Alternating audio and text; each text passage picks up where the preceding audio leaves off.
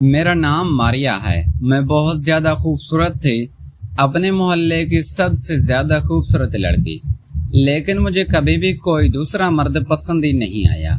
میری ماں کہتی تھی کہ جب تک میری بیٹی نہیں کہے گی میں نے اس کی شادی نہیں کروانی۔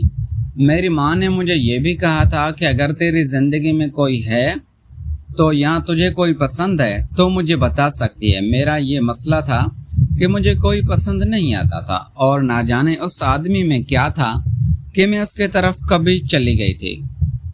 اس کا نام انور تھا، وہ ہمارے محلے میں رہتا تھا، میری عمر کا تھا اور دیکھنے میں بھی اچھا لگتا تھا۔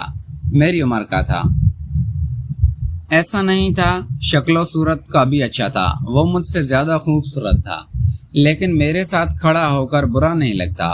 وہ کافی عرصے سے مجھے تک پہنچنے کی کوشش کر رہا تھا، کبھی محلے کی کسی شادی میں، کبھی میری کسی سہیلی کے ہاتھ، اور کبھی یوں ہی اشاروں میں۔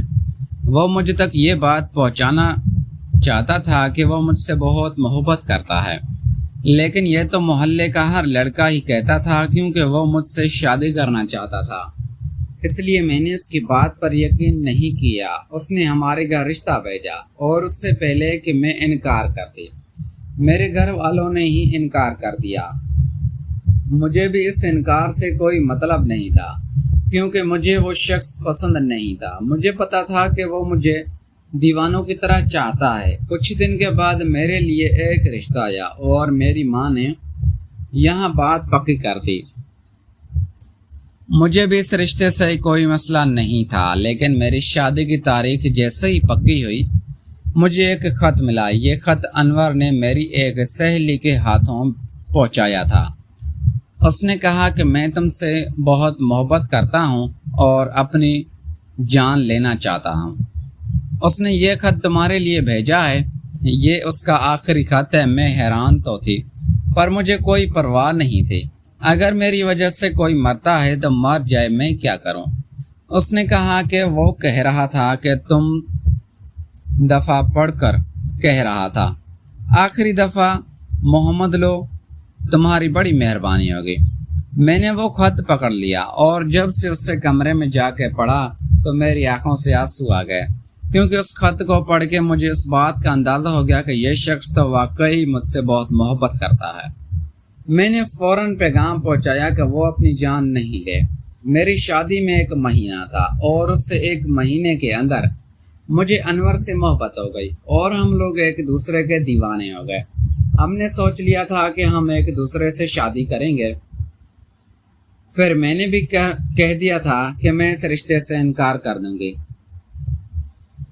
جب میں نے یہ بات اپنی ماں سے کہی تو میری ماں نے تھوڑا سا غصہ کیا، لیکن میں نے انہیں یاد دلایا کہ آپ تو مجھے کہتی ہیں کہ آپ میری شادی اس شخص سے کروائیں گی جس سے میری مرضی ہوگی، اور یہ شخص تو مجھ سے محبت کرتا ہے۔ میری ماں کو اس بات کا مسئلہ تھا کہ یہ لوگ بالکل بھی اچھے نہیں تھے۔ ان کی جوائنٹ فیملی تھی، زیادہ امیر بھی نہیں تھے، اس لیے میری ماں نے انکار کر دیا تھا۔ لیکن اب جب ان کو پتہ چل گیا کہ میں خود یہاں شادی کرنا چاہتی ہوں تو وہ کیا کر سکتے تھے؟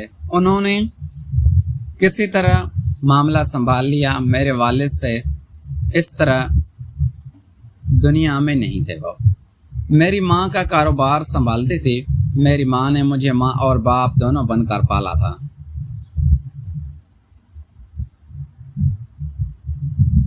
میں نے ان کو صرف اتنا کہا کہ میری خوشی یہاں پر ہے، تو انہوں نے کہا کہ اگر تمہاری خوشی ہے تو میں کچھ نہیں کر سکتے۔